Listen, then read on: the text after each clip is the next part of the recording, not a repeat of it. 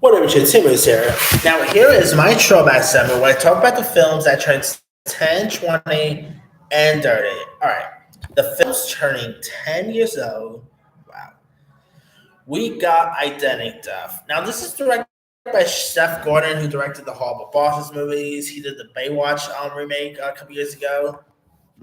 Now, this film stars Jason Bateman, Melissa McCartney, Amanda Peet, Maggie Elizabeth Jones, Mary Elizabeth Jones, Eric Stonestreet, Morris Chestnut, Jonathan Banks, John Cho, uh, T.I., Robert Patrick, and it's where Florida resident Diana, played by Melissa McCartney, has a luxurious lifestyle as the queen of retail, buying whatever strikes her fancy, and it's all free thanks to Sandy Patterson, played by Bateman, a guy from Denver whose identity she stole with just 1 week to track down Diana before his world implodes.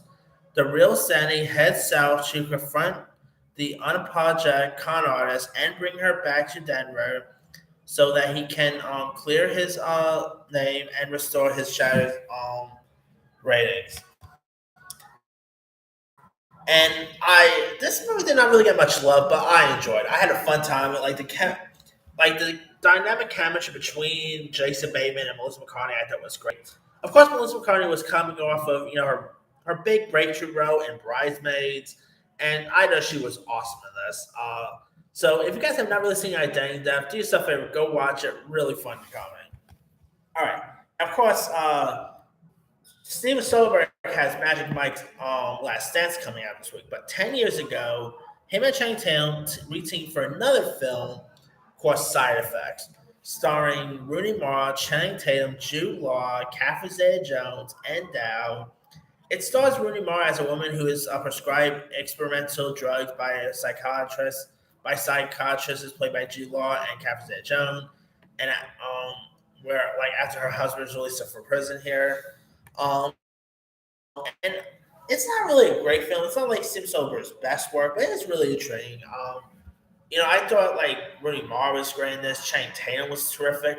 Really good little film. If you guys ever seen that? All right. Now, also turning 10, we got the first ever A24 movie to ever be released. This was not the first one I've actually seen, but it was the first A24 feature. And that is A Glimpse Inside the Mind of Charles Swan the Third. Now, this stars the likes of Charlie Sheen, Bill Murray, Jason Schwartzman, Mary Elizabeth Winston, Aubrey Plaza, Dermot Mulroney, Patricia Arquette, Stephen Root, Stephen Dorff. And if you guys don't know much about the story here, it takes place in the 1970s where a successful graphic designer and ladies' man Charles Swan III, played by Charlie Sheen, is stumped by his girlfriend Ivana, played by Catherine Winnick, and it shows a tailspin, and he does not know whether he loves her or hates her or wants her never and never want to see her again. Along with like his best friend Kirby, played by Schwartzman, and his manager Sal, played by Murray. Charles starts to suffer from nightmares, fever dreams of past relationships, and hits rock bottom here. And this movie did not really get much love. It's not A24's best work, nothing like that, but it is really decent. This was actually directed by Roman Coppola. It had some really cool cast members involved, and it was really the movie that really cemented A24. And of course, A24 will, have lots of Oscar films on its belt. But the first A24 movie I've actually seen, by the way, turns 10 next month. So I'll get to that one in a separate video when I get a chance. But that aside, yeah, if you guys have not really seen Charles Swan III, give it a go. I mean, Charlie Sheen was actually pretty solid in this one. So, all right. Now, turning 20, oh boy, we got How to Lose a Guy in 10 Days, starring Matthew McConaughey, Kate Hudson. And if you guys don't watch the story here, it's about an advice columnist on the Anderson, played by Kate Hudson, who tries pushing boundaries of what she can write about her in her new piece about how to get a man to leave you in 10 days. And her editor, Lena, played by BB Newirth, loves it, and then he goes off to find the man she can use for experiment. And Ernest's executive named Ben Barry, played by Matthew McConaughey. All right. right. Who is like so confident in his romantic prowess and thinks that he can make any woman fall from.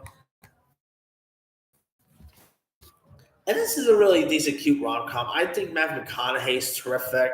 Kate Hudson's great. It's very cute, charming. From the same director, Miss Congeniality. So there's that. So really decent little film. You guys ever seen that? All right. We also got Deliver Us from Eva, another rom com. This one stars LL Cool J.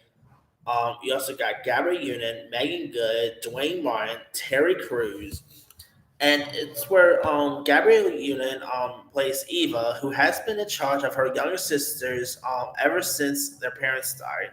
Many years ago, Eva's uncanny ability to interfere in her sister's affairs has not endeared her to their spouses and partners.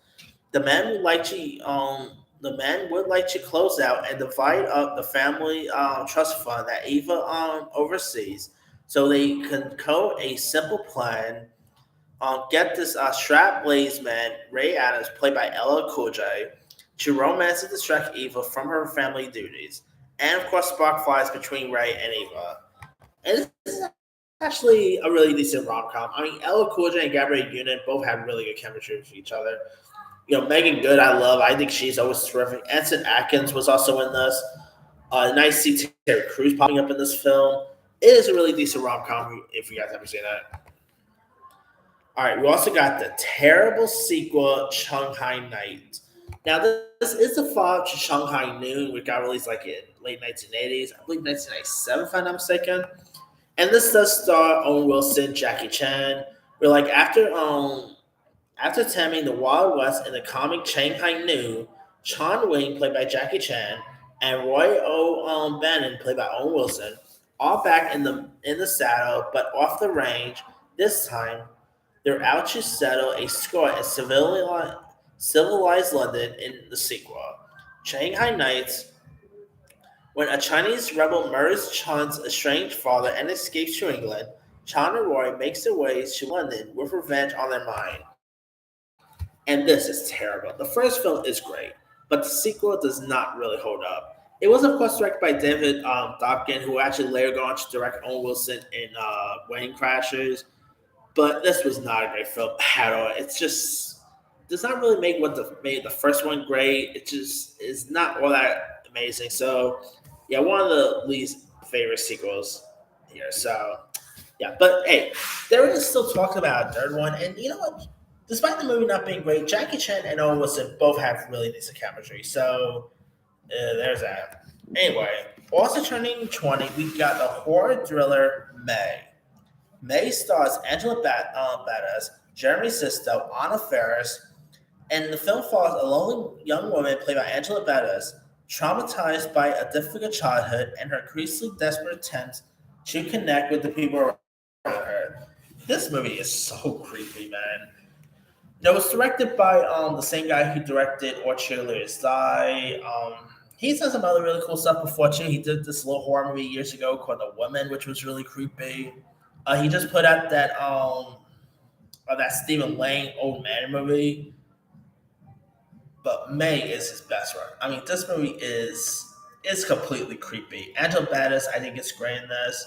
Seeing Anna Faris in a serious horror film that is not scary movie related was really cool to see. So, really decent little film if you guys have ever seen it. And there's also a creepy doll in this as well. So, yeah. All right, films turning 30. Holy wow. We got Loaded Weapon 1, which is pretty much like a spoof of Lethal Weapon. And this stars Samuel Jackson and Emilio Estevez. Speaking of the Estevez clan, speaking of Charlie Sheen, by the way. The Lethal Weapon spoof follows Los Angeles police officers Wes Luger, played by Sam Jackson, and Jack Coe, played by Emilio Estevez, as they investigate the killing of fellow officer Sergeant Billy York, played by Whoopi Goldberg. And you also got William Shatner's also in this, Tim Curry, John Lithgow. But on the strength of tips from a stool pigeons, Becker, played by John Lithgow. John Lovitz, my bad. Wes and Jack learns that their murder is linked to a plan by criminals again. Curtis Martyrs, played by William Shatner, and Jigsaw, played by the always great Tim Curry, to lace snacks foods with hard drugs. They must stop the plot before it begins causing them harm. You also got Denise Richards is also in this, Bill Nunn, Kathy Ireland. I mean, this movie is not a great film, but it is pretty fun. The chemistry between Sam Jackson and Emil Ezramis is good. It definitely has some really fun laughs to it. So if you guys haven't really seen Loaded Weapon 1, do yourself a favor, give it a go. It is a really fun flick. All right, we also got Sommersby, which stars Richard Gere and Jodie Foster, a man who returns to his hometown after a lengthy absence, spent fighting in the U.S. Civil War. Although his apparent character transformation arouses his wife's and others' suspicions, everyone is delighted when his tobacco growing scheme is profitable for the whole town. And this is actually a really decent film. I mean, Richard Gere and Jodie Foster both great in this. You also had like Bill Pullman, James Earl Jones. Richard Gere, like, of course, coming off of movies like Pretty Woman, Richard Gere was really terrific in this. So definitely give this one a go if you guys have seen it. And last but not least, we got The Vanishing, which featured a young Sandra Bullock, Kiefer Sutherland, Nancy Travis, Jeff Bridges. It's where Barney, played by Jeff Bridges, is a discerned man intent on abducting a woman. After numerous failed attempts, he manages to kidnap young Diane, played by Sandra Bullock, who is on vacation with her boyfriend Jeff, played by Kiefer Sutherland. And as time passes, Jeff remains determined to find out what happened to Diane. When Barney unexpectedly confronts Jeff, it leads to an intense life or death situation. Meanwhile, Jeff's current girlfriend, Rita, played by Nancy Travis, manages to follow him in hopes of keeping him out of harm. And this is actually not all that great. I love Jeff Bridges, but this is not that great of a nice film. It's a little bit forgettable, but yeah, it just did not really do all that great. So yeah, it's actually on Hulu though, if you guys haven't seen it. But yeah. Anyway, that's pretty much it. Let me leave it to you guys. Which of these films stand out to you the most? The 10-year one, I'm gonna go with Identity Theft. That's actually my favorite one on that list. The 20-year one, I'm gonna go with let's see, with How to Lose a Guy in 10 Days, and the 30-year one, I'm gonna go with Loaded Weapon 1. Anyway, drop comments below. Don't forget to like, subscribe, hit that bell for notification. This is Simon signing out.